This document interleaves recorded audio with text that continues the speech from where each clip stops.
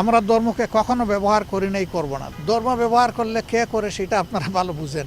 ইলেকশনের সময় নতুন করে যারা বেশি বেশি নামাজ শুরু করেন, টুপি পরেন, তসবিহ হাতে নিয়ে ঘুরান, ধর্মকে তারাই বোধহয় সম্ভবত ব্যবহার করেন। পিয়ার আমাদের দাবি, আমরা এটা জনগণের জন্য করেছি, দলের জন্য নয়। আমরা চাইব সকলের জন্য বিচার সমান এবং নিশ্চিত করতে। এই ব্যাপারে কোনো ধরনের হস্তক্ষেপ কেউ করবেন না রাজনৈতিকভাবে। মিনিমাম এই দুইটা জিনিসের ব্যাপারে যারা একমত হবেন তাদেরকে নিয়ে আমরা সরকার গঠন করার জন্য আমরা আগ্রহী। আমাদের আপত্তি নাই না, আমরা আগ্রহী, সেটা দেশের স্বার্থে। এমনকি আল্লাহ যদি ইচ্ছা হয় যে 200 আসনেও আমরা বিজয়ী হয়ে যাই, তারপরে আমরা এটি করব ইনশাল্লাহ। সাধারণ নির্বাচন এবং রেফারেন্ডাম যদি একই দিনে হয় সেখানে কোনো প্রবলেম হবে কিনা। আমরা বলেছি যে আমাদের দেশের মানুষ ততটা এখনও কনসাস না, এই জন্য একই দিনে দুটো নির্বাচন হলে দুটা নির্বাচনে ক্ষতিগ্রস্ত হওয়ার আশঙ্কা আছে, ভোটার টার্নওভারও কম হতে পারে। এই সমস্ত কারণ সামনে রেখেই আমরা বলেছিলাম দুটো নির্বাচন আলাদা আলাদা হওয়া উচিত। সেই দাবি এখনও আমাদের আছে, সরকার ইচ্ছা করলে সেই দাবি এখনও বাস্তবায়ন করতে পারে। তারা আরও জানতে চেয়েছেন যে পিআরের ব্যাপারে আমাদের অবস্থান কী। আমরা বলেছি যে পিআর আমাদের দাবি, আমরা এটা জনগণের জন্য করেছি, দলের জন্য নয়। এমনকি আমরা যদি জনগণের ভোটে নির্বাচিত হয়ে আল্লাহর ইচ্ছায় ক্ষমতায় যাই, ক্ষমতায় তো আমরা বলি না, দেশ সেবার সুযোগ পাই, তাহলে আমরা তখনও পিআর বাস্তবায়নে আন্তরিকতার পরিচয় দেব। তখন এটা হবে না যে আমরা তো জিতে গেছি, এখন আর পিআরের দরকার কি। অতীতের যে কালচার, এটাকে আমরা পাল্টে দিতে চাই। মানুষ এখন অনেক রাজনৈতিক দলের কমিটমেন্টের উপরে আস্থা রাখে না, বলে যে আপনারা আগে তো গিয়েছেন ক্ষমতায়, আমরা দেখেছি আপনারা তো কমিটমেন্ট রক্ষা করেন না। এই যে একটা ব্যাড কালচার হয়ে গেছে, এটাকে পাল্টানোর দায়িত্ব কাউকে না কাউকে নিতে হবে, সেই দায়িত্বটা আমরাই নিতে চাই। আপনারা দোয়া করবেন। তারপরে তারা জানতে চেয়েছেন সমাজের বিভিন্ন অংশের মানুষের প্রতিনিধিত্ব কিভাবে হবে, সকল মানুষের সিকিউরিটি কিভাবে নিশ্চিত হবে, রোহিঙ্গা সমস্যার সমাধানটা কিভাবে হবে, এ নিয়ে আমাদের কি চিন্তা ভাবনা। নির্বাচন পরবর্তী সময়ে যদি আমরা নির্বাচিত হই, তাইলে প্রথম 100 দিনে আমাদের জনগণের প্রতি কি বক্তব্য থাকবে, কি করণীয় থাকবে, এই বিষয়গুলো তারা আমাদের কাছে জানতে চেয়েছে। তো আমরা বলেছি যে আমাদের সব কিছুই ফ্রেম করা আছে, আমরা ওয়ান টাইম যখন যেটা প্রযোজ্য সেটা আমরা সামনে রিলিজ করব। তারা আমাদের ম্যানিফেস্টোতে কিছু জিনিস দেখতে চান, আমরা বলেছি অলরেডি এগুলো আমরা ইনক্লুড করে নিয়েছি। তারা বাংলাদেশকে একটা ইনক্লুসিভ বাংলাদেশ দেখতে চান। আমরা তাদেরকে বলেছি আল্লাহ তাআলার ইচ্ছা এবং জনগণের ভালোবাসায় আমরা নির্বাচিত হলে সেই ইনক্লুসিভ বাংলাদেশই আমরা গড়ব ইনশাআল্লাহ। আমরা কোনো দলকেই বাদ দেব না। আমরা দেশের স্বার্থে দারুণভাবে আমরা অনুভব করি যে অ্যাটলিস্ট আগামী 5টা বছর দেশের স্থিতিশীলতা, ইকোনমি ফিরাইয়ে আনা, আইনের শাসন সমাজে কায়েম করা এবং সমাজ থেকে দুর্নীতিকে নির্মূল করা বা বিদায় দেওয়া, এর জন্য প্রয়োজন আমাদের একটি জাতীয় সরকারের। আমরা নির্বাচিত হলে সেই সরকারটাই গঠন করব।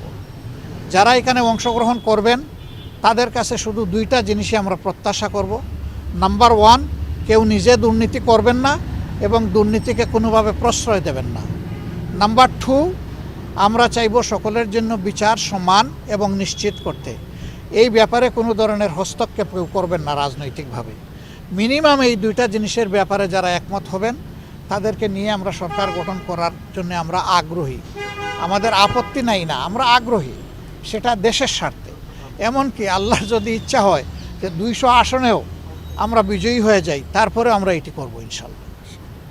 এবং দেশবাসীকে আমরা আশ্বস্ত করতে চাই, অতীতে যা হয়েছে হয়েছে, এখন সারা দেশবাসী আমরা ঐক্যবদ্ধ দেশের স্বার্থে, আমাদের আগামীর প্রজন্মের স্বার্থে। যুব সমাজের যে অ্যাসপিরেশন, তাদের যে আকাঙ্ক্ষা, এই আকাঙ্ক্ষা কোনোভাবে যাতে ব্যাহত এবং আহত না হয়, সেই ব্যাপারে আমরা দারুণ শ্রদ্ধাশীল।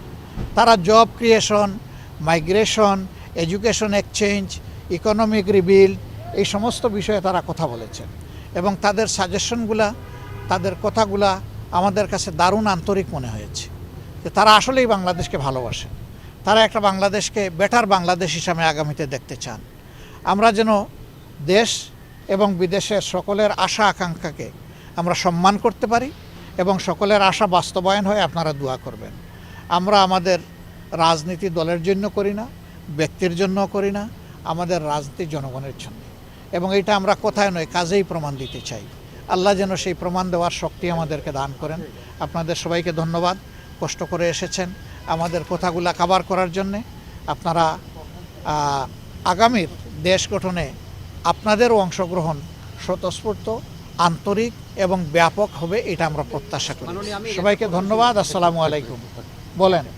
আপনার এই বিএনপি চেয়ারপারসন যে অসুস্থ, তার অসুস্থতার জন্য রাজনীতির কোনো সংকট দেখছেন কিনা আগামীতে? না, দেখেন, সুস্থতা অসুস্থতা এগুলো আল্লাহ তাআলার সিদ্ধান্তের উপর নির্ভরশীল। সারা দেশবাসী তার অসুস্থতার জন্য তার প্রতি শ্রদ্ধা নিবেদন করে দোয়া করছে, কিন্তু আমিও তো মরব, আমরা কেউ তো চিরদিন থাকবো না, আমাদেরকে এই দুনিয়া থেকে বিদায় নিতে হবে। আমাদের বিদায় নেওয়ার সাথে সমাজের চাকা চলা অচল হওয়ার কোনো সম্পর্ক থাকা উচিত নয়। তবে যার যেটুকু শ্রদ্ধা ভালোবাসা পাওয়া, সে যেন এটা পায়, এই দিকে সকলের খেয়াল রাখা উচিত। গতকাল বিএনপি ভারপ্রাপ্ত চেয়ারম্যান একটা কথা বলেছেন, আন্দোলনরত 8 দলের দিকে আসলে ইঙ্গিত করে বলেছেন যে ধর্মকে এখানে ব্যবহার করা হয়েছে। এটার সাথে আপনারা একমত কিনা? আর ফেব্রুয়ারি নির্বাচন বলা হচ্ছে যে পিছানোর একজনের সংখ্যা, এরকম কোনো সংখ্যা আপনারা করছেন? আমরা ধর্মকে কখনো ব্যবহার করি নাই, করব না। ধর্ম আমাদের আমাদের চিন্তার অঙ্গ, আমাদের কলিজার অংশ। আমরা ধর্ম নিয়েই কাজ করি, আমরা ধর্মকে ব্যবহার করি না। ধর্ম ব্যবহার করলে কে করে সেটা আপনারা ভালো বুঝেন। ইলেকশনের সময় নতুন করে যারা বেশি বেশি নামাজ শুরু করেন, টুপি পরেন, তসবিহ হাতে নিয়ে ঘুরান, ধর্মকে তারাই বোধহয় সম্ভবত ব্যবহার করেন। আমরা কিন্তু সারা বছর তসবিহ হাতে নিয়ে ঘুরাই না, তসবিহ বুকে নিয়ে ঘুরাই আমরা। এবং আমরা আমাদের কাজগুলো আমাদের বিলিফের আওতায় করতে চাই। এখন যে যেভাবে বুঝেন এটা তাদের ব্যাপার। আর আমরা ইলেকশন পিছানোর কোনো সুযোগ আছে মনে করি না, উচিত নয় মনে করি। আমরা মনে করি যে ফেব্রুয়ারির ঘোষিত এই টাইমলাইনের ভিতরে নির্বাচন হওয়াই দেশের জন্য একান্ত প্রয়োজন।